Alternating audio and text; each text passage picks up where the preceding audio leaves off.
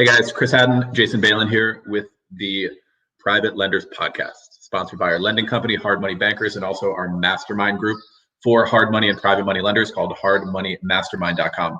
So we like to jump on here and put out all the best info that we can related to our business. And it's especially relevant now because so much stuff has changed with the coronavirus pandemic going on, what's happening in the real estate market, stock market, everything else. And it's caused us to make a lot of adjustments. They're going to end up being very positive enhancements to our business. So we've been writing about it. We've been talking about it. So we wanted to jump on video and audio. You might be consuming this on video format like YouTube, or you might be hearing us on iTunes or another podcast platform. We're going to jump in. We're going to tell you about all the stuff that we have been adjusting and enhancing in our business that hopefully you can do the same to yours.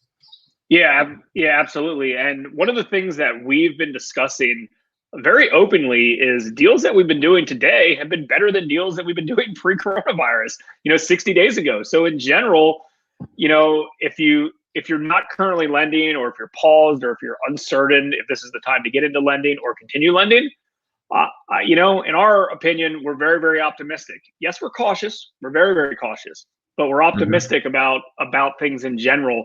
And we're actively lending on all good deals. And it feels, Chris and I joke about this all the time. It feels like we're kind of in 2010 maybe, where the 8, 9, 10, like a lot of it. The deals are stronger. The quality of borrowers are stronger. Now, don't get me wrong. We're still going through a lot of applications in order to weed through the best of the best ones, but they're out there. So, don't rely and don't be satisfied on deals similar to what you were doing 2 months ago.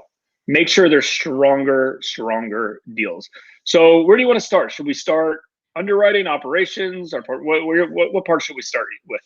Yeah, I think we should start with underwriting. I think we should talk about some of the immediate adjustments we made to our underwriting model going into what's going to be a down market. Whether it is yet or not is not the case. In all likelihood, with everything else happening out there, we're going to see a dip in some kind in residential real estate and definitely in small commercial. So yeah, let's talk about some of the immediate adjustments that we made to underwriting. Okay.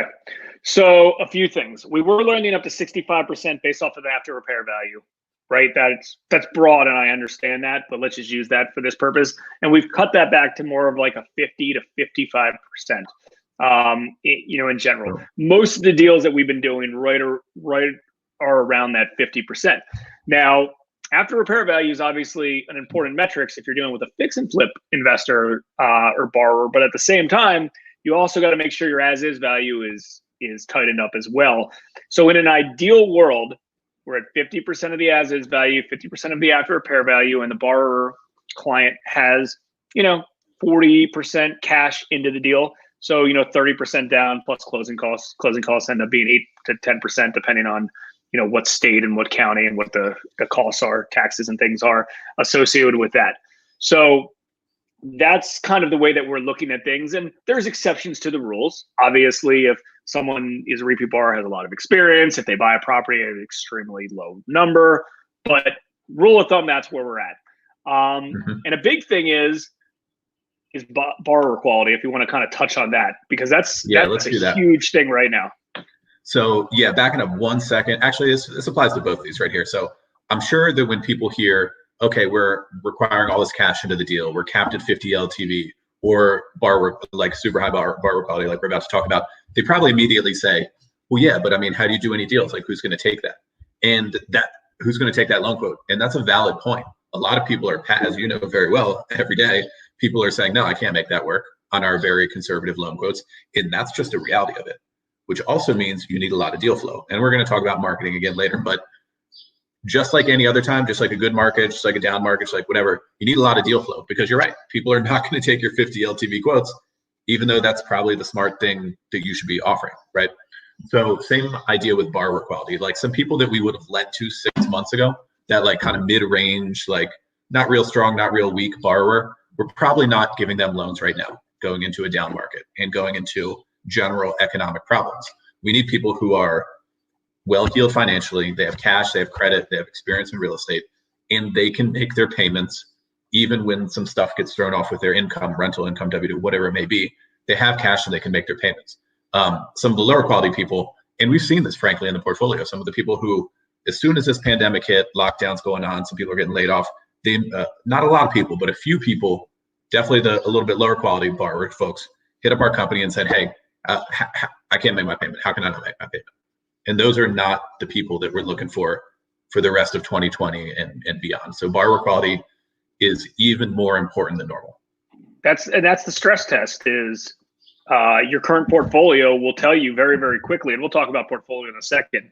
But the one other thing that wasn't mentioned yet is keep in mind, all the institutional backed lenders aren't lending right now. They're either paused or they're out of business, but they're not lending. And if they do continue to lend in the future, it's going to be much more conservative.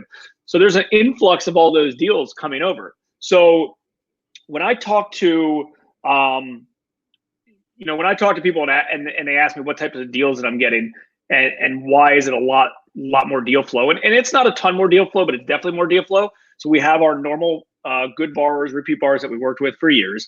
We have all the newer investors that still believe that real estate investing is and flipping and stuff like that is a great business model, which it certainly is, right? So they're not like out of the game or discouraged at this point. They're still kind of naive and in the space. And then you have all of the guys and girls that were getting money from these institutional backed lenders that really just got cut last minute because they had a deal in processing or a deal under contract that got paused and they can't get funding. They're filtering over as well. And the crazy thing is they believe they can just come to a company like ours and says, okay, cool, I'm here now. I'm ready to use you guys. I'll take 90% of the acquisition, 100% of the construction at 8 and 2. And it's like, that was that program. That's never been our program and never will be our program. Our program was the 65% pays off to after repair value at 13 and 3. Now we're at 50% LTV at 13 and 3. And unfortunately, it's a little bit of a sticker shock for people. But at the same time, they understand it. The smart ones understand it. You know who's smart and who's not smart by who understands that. And this is the way that we've been training all of our partners that we have that we do loans with. It's a very simple approach when you talk to somebody via email or over the phone. I pick up the phone, I call them. It's like, hey, it's Jason at Hard Money Bankers. We're still actively lending. That being said, we're a little bit more conservative than we were in the past.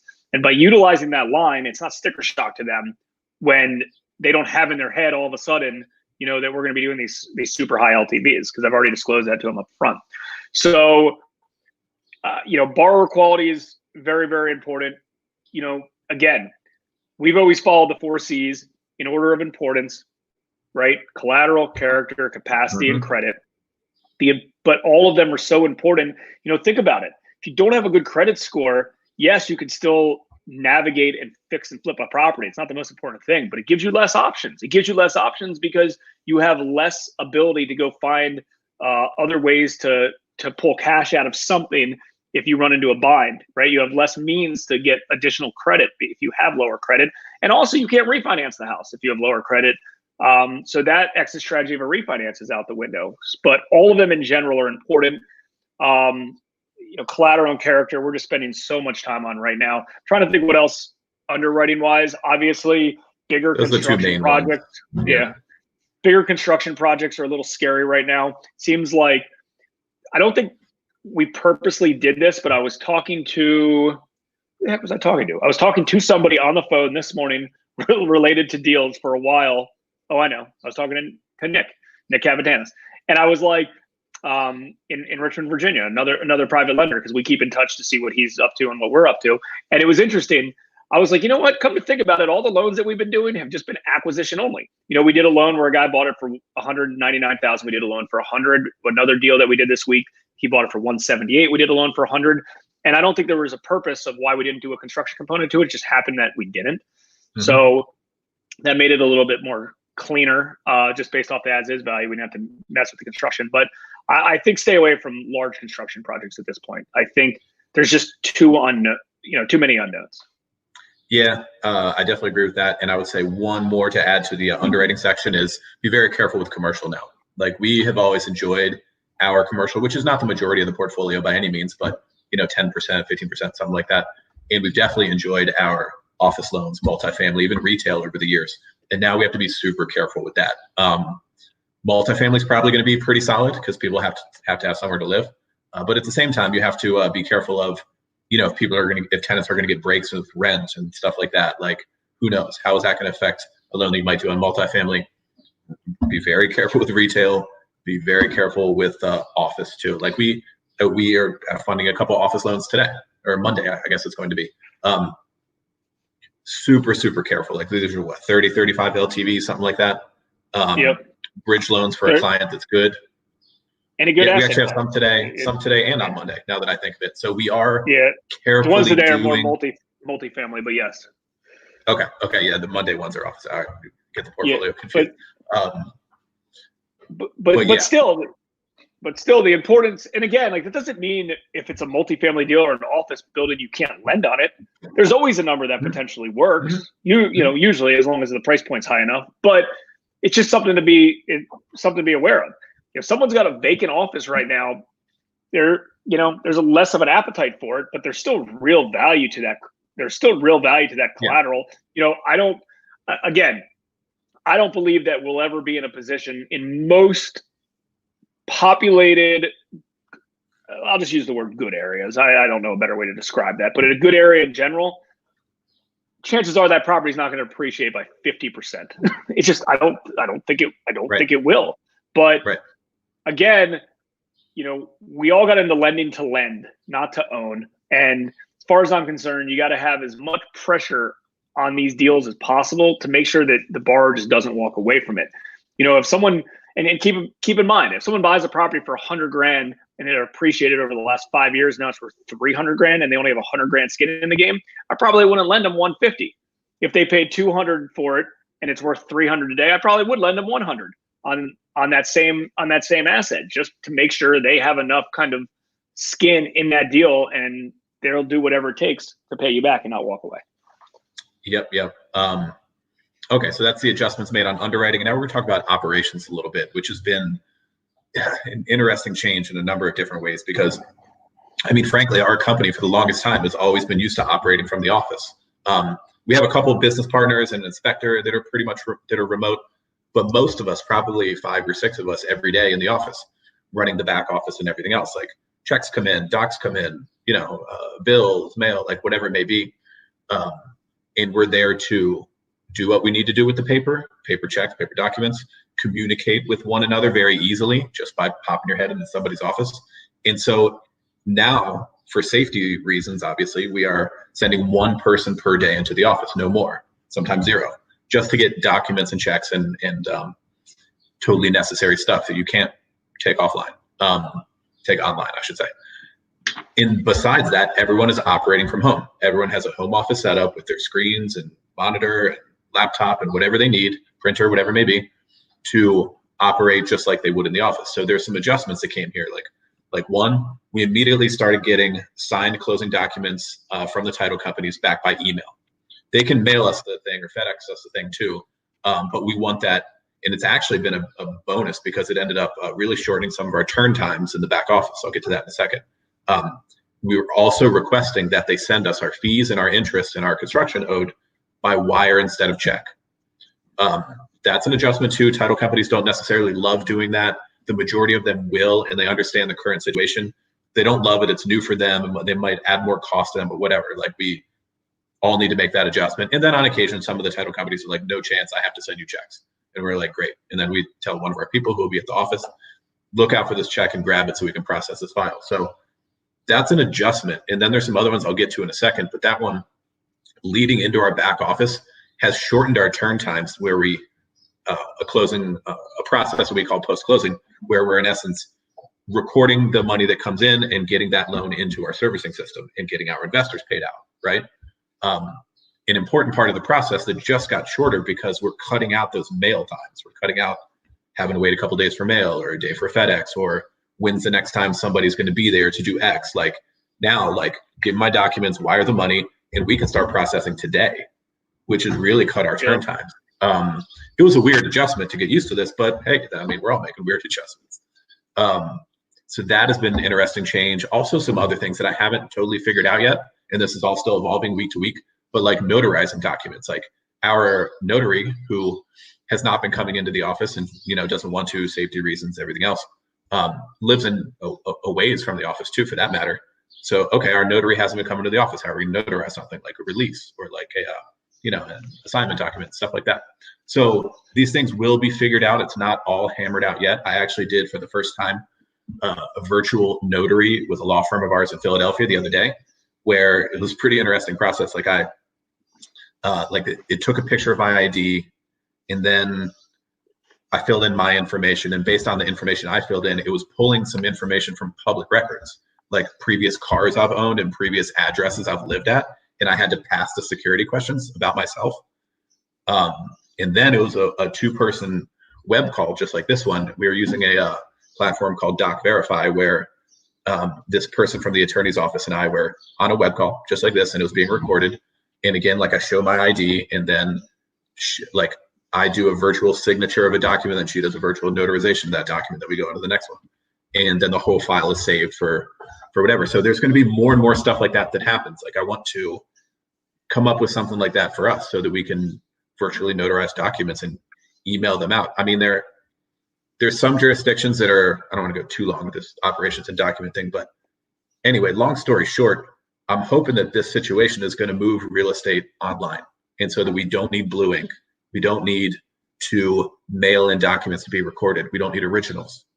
Okay. Like, that's going to be a big change for real estate. If we can make that happen, we could go paperless eventually, hopefully in the near future. Not quite there yet, but this pandemic might force it there.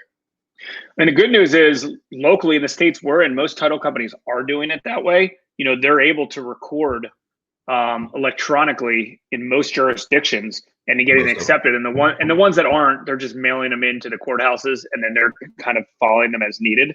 But I think in general, by doing stuff electronically in this space, there's also a lot less risk or fraud if done the right way. If doing it the wrong way and you don't have proper identification, there's obviously fraud. But if it's doing the right way, it prevents it, because there's no lapse on when stuff gets on record. If you've been lending for a long period of time, I'm sure you've seen cases where somebody refinances the same house twice with two different lenders on the same day or within the same week, because it's easy for them to do that without them potentially getting caught. Like, there's risk related to that. So it's important, for them to do that. And yes, typically it would fall on the title insurer, but again, the title insurer, if there's fraud involved in transactions, might not potentially cover something. So that, so yes, the whole online notary, like, that would be the biggest takeaway for us as a company, in order to be able to do that regularly. And instead of having to print the stuff out, putting on somebody in our office's desk for us to sign and notarize, we do a quick 2-minute chat, sign, they approve, and it gets sent to the party. So I think that's huge. Yeah, I mean, think about a payoff, for example, because payoffs and lien releases are a constant pain in the ass and have been in the industry forever. Like, we could literally receive a payoff by wire, we get it, process it, and I jump on some kind of virtual thing with a notary from the title company, and she notarizes my release and takes it where it needs to be. Because currently there's all kinds of stuff that goes wrong. Like, they send it to us, it comes to our office, we notarize it, we send it back because they're under the impression they need the original, even if they probably don't in most jurisdictions. And then it ends up in their office somewhere, who knows where. They probably get it in the right person's hands half the time. And then they're hitting us up saying, hey, can you sign a new release? Exactly. Like, there's all kinds of problems. We could make that happen in an hour, what now takes like a week, right? Exactly. Less than that. 2 minutes to do some of that stuff. All right, so let's hop into portfolio a little bit. Obviously, it's important to keep infrequent contact as possible with your borrowers to ensure timely payments are coming in, construction jobs aren't being stalled and getting completed. So far, so good on ours. Everyone I've talked to, two sides, lenders and borrowers, lenders and landlords, have been getting rents and have been getting monthly payments. Now, there's exceptions to the rule, just like anything else, but if you're dealing with proactive, pro real estate investors and good borrowers, for the most part, they don't have many hiccups on stuff, and they're willing to do what it takes to get these deals done and you paid off, and they don't want to pay your high interest rate anyways. So they know at the end of the day, hey, if I don't pay this interest rate, I'm going to have late fees. I might get put into default interest. They could start legal process. Like that's expensive, and they know that's expensive. The right people. So, the rule of thumb is there might be some headaches that come. And listen, April 1st was a big day. May 1st was another big day. We'll see what happens. It seems like things are still chugging and moving along, at least in the areas and jurisdictions that we're at. But I would expect kind of headaches. Make sure you're transparent to your capital investors if there are headaches sooner than later, and keep it moving. Yeah, so that's going to roll right into the next category. So when you're managing your portfolio, the construction jobs and monthly payments coming in rolls right into the next topic that we're going to talk about, which is investor relations. Your people are going to want to know exactly what's going on with their portfolio, like who's not paying, why are we going to have more defaults, we're going to have delayed construction jobs. All of that is super important for so a couple different aspects of investor relations, but for the stuff you have outstanding, be in frequent communication, be in a high level of communication with your capital investors by email, by phone, whatever it takes. And then also that will make them feel good and safe and secure in their investment and know that they're getting paid and getting their money back eventually. And then also have them comfortable with funding new deals, because you don't want your capital investors to be nervous. You don't want them to think it's going into a bad situation. You need them to know that you have good deals. You're being more conservative. Here's why. It all ties together. So depending on where you are in your investor relations world, like if you have capital that you manage and you have more on the sideline, that's kind of been where we are, and that's where we're staying. Like we're just keeping in communication with our people. We have the capital that we need, just being careful, and all is well. You might not be in that exact situation. So you could be in a situation like a friend's company in Colorado. They lost the vast majority of their funding because they were tied to Wall Street, right? So they had a little side fund, maybe like 10 mil, something like that. I mean, it's not tiny, it's a decent side fund. And then they lost all that Wall Street money. So they are on a hard cap raise right now. Like they are hitting the streets with their pitch deck and doing virtual presentations to potential investors, existing investors, and potential new ones. And that might be in a situation where you are now. I don't think for any reason it's impossible to raise capital right now, especially if you have good deal flow. You might not be able to pull the trigger that quick. It might just be setting it up for when this shakes out a little later on. So anyway, just a few different places you could be in with investor relations and how you might want to address it. But don't think that there isn't capital out there, because there is. And don't think that if you lost, your credit line or your Wall Street money or whatever, that the game's over, because it doesn't have to be. And the cream will rise to the top. It's interesting because a lot of the people who have been lending the past few years, the only reason they're even lenders is because Wall Street threw money at them. A lot of those folks that you saw around, because all of a sudden everyone's a hard money lender, didn't used to be the case, because most people aren't going to have their stuff together enough to raise a good amount of capital. They just won't. And then the people who are more competent and can execute better and can run the show will rise to the top, right? So you could be one of those. Yeah, and that kind of leads us to the last point related to changes and adjustments in marketing. And what Chris said is accurate. All these guys are scrambling to potentially raise capital, but at the same time, you can't raise capital if you don't have opportunities for it. I'm saying this from the beginning because we learned this firsthand. When we went out and we started to raise capital, it was very, very simple. Yeah, that's a good high rate of return. I like the asset class. I love to have low LTV loans against good real estate. Show me the deals. It's that simple, right? Yep. But you have to have deals. And if you're not focused on your marketing machine and ways to get good opportunities, like real opportunities, the scary thing is everybody thinks they have good deals. And I talk to so many people. I talk to mortgage brokers. I talk to other lenders. I talk to real estate investors. Everyone thinks that their deal is good. And most of them, they're not all that good. Most of them, they can be better. And if you're getting 10 leads a week and you got to pick one of them to fund and put in front of a private capital investor, that's not enough. They're not going to be strong enough. You need dozens and 100 in order to find a real strong one. You need to find good opportunities. Like I said, when we were starting this podcast, the loans we did this week, someone bought for 199. We gave them a loan of 100. Another one bought, and these are good areas with 750 credit scores that know what the heck they're doing. If someone's bringing more cash to the table than you're putting up, that's typically a good sign. Where they bring more to the table than deals. Yeah. if you have that kind of deal flow, you're going to find the money. Yeah. Right. But it's hard to do it without the deal flow. It's going to, I mean, it's just like theoretical capital raising, right? Exactly. So we've continued to do our normal marketing campaigns as normal. You know, our social media posts, our Facebook ads, our constant YouTube video series, our Google AdWords accounts. You know, buying leads from other third-party lead sellers. Everything. We've obviously spent a lot more time on content marketing because we believe that most real estate investors in general have a little bit more time to consume content. Especially, especially from, they have more free time. I don't believe they should have more free time because everyone I know is working like crazy and working a hell of a lot more now than they were before.